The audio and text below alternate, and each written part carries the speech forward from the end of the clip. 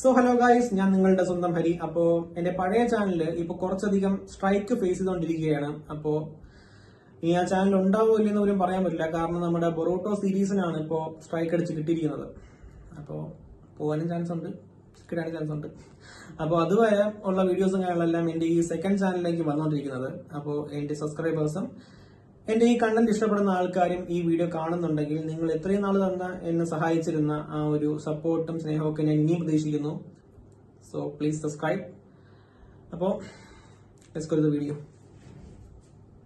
So God Valley എന്ന് പറയുന്നത് west ബ്ലൂവിൽ ഉണ്ടായിരുന്ന വേൾഡ് ഗവൺമെന്റിന്റെ ഭാഗമല്ലാത്ത ഒരു ഐലൻഡ് ആണ്. സോ ഈ ഒരു ഐലൻഡിൽ കറണ്ട് ടൈം ലൈനിൽ നിന്നും 38 വർഷം മുമ്പാണ് ഗോഡ് വാലി ഇൻസിഡന്റ് നടന്നത്. ഗോഡ് വാലിയിൽ എന്താണ് നടന്നതെന്ന് ഉള്ളതിന്റെ ഒരു ചെറിയൊരു ഐഡിയ നേരത്തെ തന്നെ മാങ്കയിലൂടെയും സീരീസിലൂടെയും നമുക്ക് കിട്ടിയതാണ്. അവിടെ ഒരു നേറ്റീവ് ഹണ്ടിങ് കോമ്പറ്റീഷൻ നോബിൾസ് നടത്തി. അതിലുണ്ടായിരുന്ന സ്ലേവ് ആയിരുന്ന ജെന്നിയും കൂമയും ഈ ഇൻഫോർമേഷൻ പുറം ലോകത്തെത്തിച്ചു. അതറിഞ്ഞ റോക്സ് പൈററ്റ്സും റോജർ പൈററ്റ്സും അവിടെ എത്തി. ഗാർപ്പും റോജറും കൂടെ ചേർന്ന് റോക്സിനെ തോൽപ്പിച്ചു. അങ്ങനെ ഗാർപ്പ് മറൈൻസിന്റെ ഹീറോ ആയി. ഈ ഫൈറ്റിന്റെ ഇമ്പാക്ട് കാരണം ആ ഐലൻഡ് പൂർണ്ണമായിട്ടും നശിച്ചു. ഇതായിരുന്നു ഗോഡ് വാലി ഇൻസിഡന്റിന്റെ ഇനിഷ്യൽ സ്റ്റോറി ലൈൻ.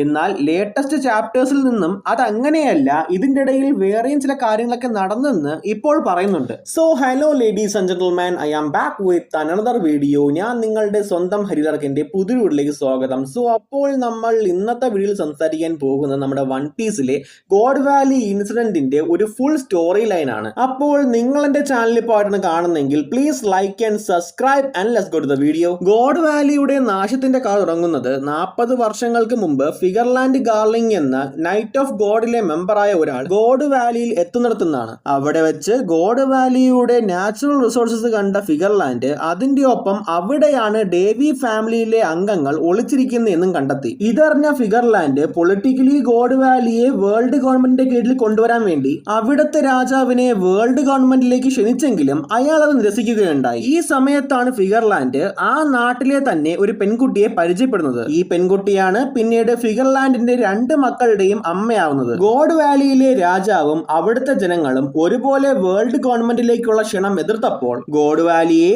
അടുത്ത നേറ്റീവ് ഹണ്ടിങ് കോമ്പറ്റീഷൻ നടത്താനുള്ള ഹോസ്റ്റായി മാറ്റാൻ ഫിഗർലാൻഡ് വേൾഡ് നോബിൾസിനോട് സംസാരിക്കുകയുണ്ടായി. കോമ്പറ്റീഷന്റെ 1 വർഷം മുമ്പ് തന്നെ ഫിഗർലാൻഡ് ഷാങ്കിയെ ഹാഷിനോസുവിൽ നിന്നും കടത്തിക്കൊണ്ടുവരാൻ ഒച്ചൂക്കോനോട് ആവശ്യപ്പെട്ടിരുന്നു. കോമ്പറ്റീഷൻ വിജയിച്ച് അവളെ തന്റെ ഭാര്യയാക്കി മാറ്റാനാണ് ഫിഗർലാൻഡ് പ്ലാൻ ചെയ്തത്. ഒപ്പം ഫിഗർലാൻഡ് ഗോഡ് വാലിയെ കോമ്പറ്റീഷന് വേണ്ടി തയ്യാറാക്കാൻ വേണ്ടി അവിടുത്തെ ജനങ്ങളെ ട്രാങ്കുലൈസർ വെച്ച് ബോധം കെടുത്തി അവരെയെല്ലാം സ്ലേവ്സിന്റെ കൂടെ അടയ്ക്കാൻ തന്റെ കീഴിലുള്ള മറൈൻസിനോട് അവൻ ആവശ്യപ്പെട്ടു. ഇതൊരു മറൈൻ ട്രെയിനിങ് എക്സസൈസ് ആണെന്ന് പറഞ്ഞാണ് അവരെ കൊടുത്തെല്ലാം ചെയ്യിച്ചത്. ഗോഡ് വാലി ഇൻസിഡന്റ് നടന്ന ആ സമയത്ത് തന്നെയാണ് ഫിഗർലാൻഡ് തന്റെ 2 മക്കളെയും അവരെ പ്രസവിച്ച പെൺകുട്ടിയെയും അപായപ്പെടുത്തിയത്. ഇവരെ മരണത്തിലേക്ക് ഫിഗർലാൻഡ് തള്ളിപിടിച്ച് പോയെങ്കിലും ഈ സമയത്ത് മറൈൻസിലെ കേഡറ്റായിരുന്ന മങ്കി ഡി ഡ്രാഗൺ ആ പെൺകുട്ടി തന്റെ മരണസമയത്ത് തന്റെ കുട്ടികളുടെ ജീവന് വേണ്ടി യാചിച്ചത് കണ്ട് അവൻ ആ കുട്ടികളെ രക്ഷിച്ചു. ഡ്രാഗൺ ആ 2 കുട്ടികളെയും കൊണ്ട്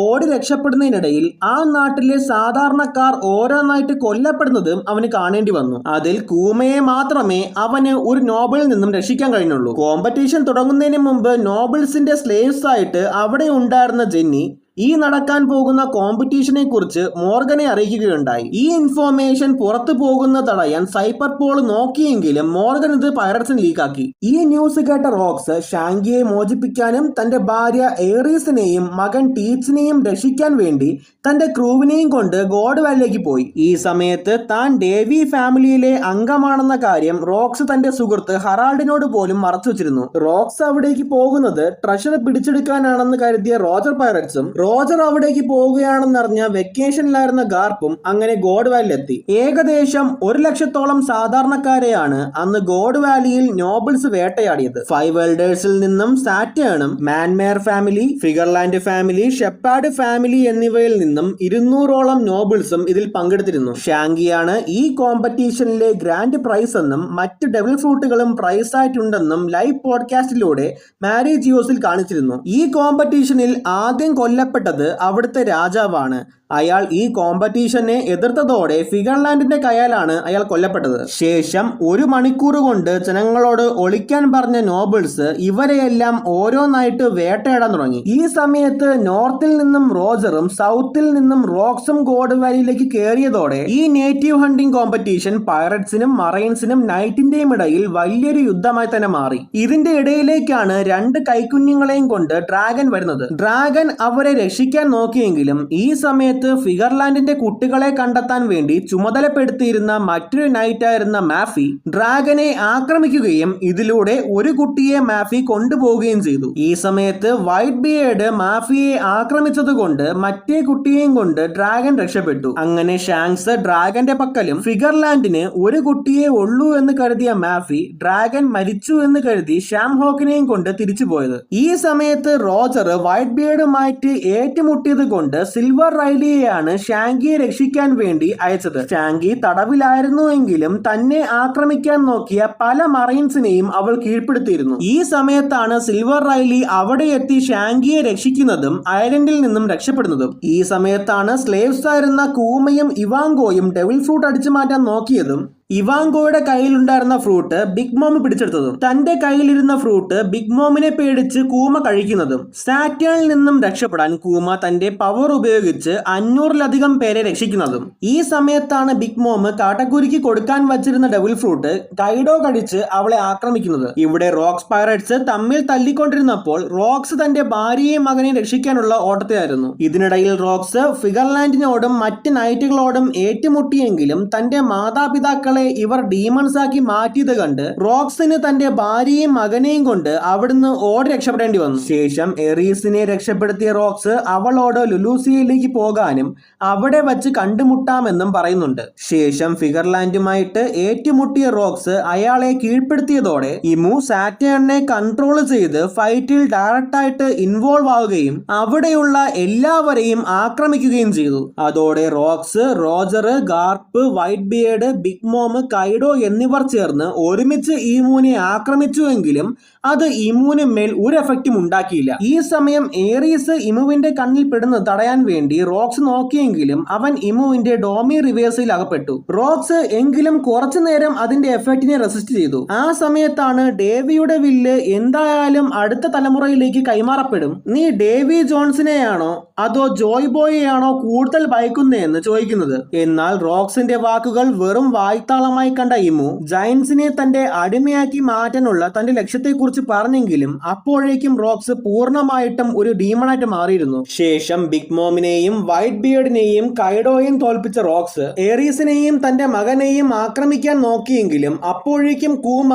അവരെ ടെലിപ്പോർട്ട് ചെയ്തിരുന്നു. ഈ സമയത്താണ് മറൈൻസിന്റെ ഒരു കാനോൺ ബോൾ പൊട്ടിത്തെറിച്ചതെന്നതുകൊണ്ട് അതിൽപ്പെട്ട് ഏറീസ് മരിച്ചു എന്ന് കരുതിയ ഇമു അവിടെയുള്ള ബാക്കിയുള്ളവരെ കൊല്ലാൻ റോക്സിനോട് പറഞ്ഞു. അങ്ങനെ കുറെ അധികം പേരെ റോക്സ് ആക്രമിച്ചുവെങ്കിലും അപ്പോഴേക്കും ഗാർപ്പും റോജറും അവിടെ എത്തി അവനെ തടഞ്ഞു. ശേഷം റോക്സ് ടെലിപാത്തിക്കലി റോജറിനോടും ഗാർപ്പിനോടും അവനെ കൊല്ലാൻ ആവശ്യപ്പെട്ടതോടെ പിന്നീട് നടന്ന ഫൈറ്റിൽ ഇവർ 3 പേരുടെയും ഹാക്കി ആ ഐലൻഡിന് വലിയ ഡാമേജ് ഉണ്ടാക്കി. അങ്ങനെ റോജറിന്റെയും ഗാർപ്പിന്റെയും എഫേർട്ടിൽ റോക്സ് പതിയെ ഇമുവിന്റെ കൺട്രോളിൽ നിന്നും പുറത്തു വന്നുവെങ്കിലും ഗാർലിംഗ് അടങ്ങുന്ന നൈറ്റ് ഓഫ് ഗോഡ് അവിടെ എത്തുകയും ഗാർലിംഗ് റോക്സിനെ കൊല്ലുകയും ചെയ്തു. ശേഷം അവന്റെ ഒപ്പം ഗോഡ് വാലി തകർന്ന് കടലിലേക്ക് ചേർന്നു. ഈ ഫൈറ്റ് ഒക്കെ നടക്കുന്ന ടൈമിൽ മറ്റ് പല പൈററ്റ്സും അവർക്ക് കയ്യിൽ കിട്ടിയതൊക്കെ കൊണ്ട് അവിടുന്ന് രക്ഷപ്പെടാൻ നോക്കിയിരുന്നു. ഇതിൽ ജോൺസ് തന്റെ മാഗ്നറ്റിക് പവർ വെച്ച് കിട്ടാവുന്ന എല്ലാ മെറ്റൽസും തന്റെ അടുത്തേക്ക് അട്രാക്ട് ചെയ്തപ്പോൾ ഇതിലകപ്പെട്ട ഡ്രാഗന് അവന്റെ തലയിടിച്ച് ബോധം പോയി. ഈ സമയത്താണ് ഷാങ്സ് ഒരു നിധിപ്പെട്ടിയിൽ ചെന്ന് വീഴുന്നതും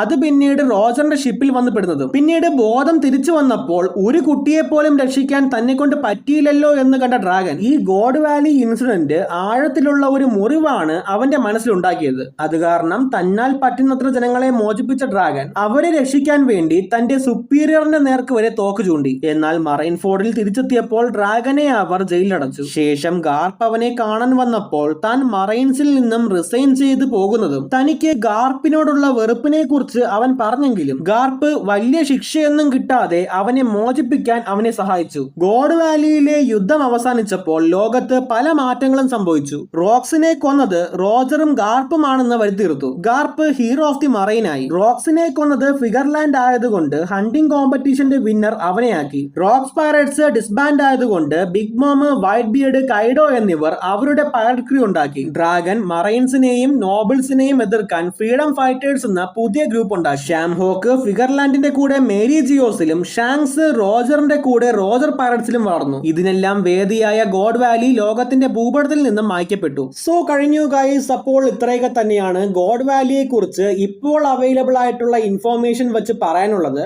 ഞാൻ ഏതൊക്കെ പോയിന്റ് പറയാൻ വിട്ടുപോയിട്ടുണ്ടെങ്കിൽ നിങ്ങൾ ദയവായി കമന്റ് ബോക്സ് അറിയിക്കുക. ഇതുപോലെ ഏതെങ്കിലും മാങ്കയെ കുറിച്ച് അല്ലെങ്കിൽ മാൻവയെ കുറിച്ചും താല്പര്യമുണ്ടെങ്കിൽ അതും എന്നെ കമന്റ് ബോക്സ് അറിയിക്കുക. പിന്നെ വീഡിയോ ഇഷ്ടമായെങ്കിൽ ലൈക്ക് ചെയ്യുക, സബ്സ്ക്രൈബ് ചെയ്യുക. നിങ്ങളുടെ വൺ പീസിന്റെ ഫാൻസ് ആയിട്ടുള്ള കൂട്ടുകാർക്ക് ഈ വീഡിയോ ഷെയർ ചെയ്യുക. അപ്പോൾ മറ്റൊരു മനുഷ്യമായി വീണ്ടും കാണാമെന്ന പ്രതീക്ഷയോടെ this is me Fallen Loki signing out.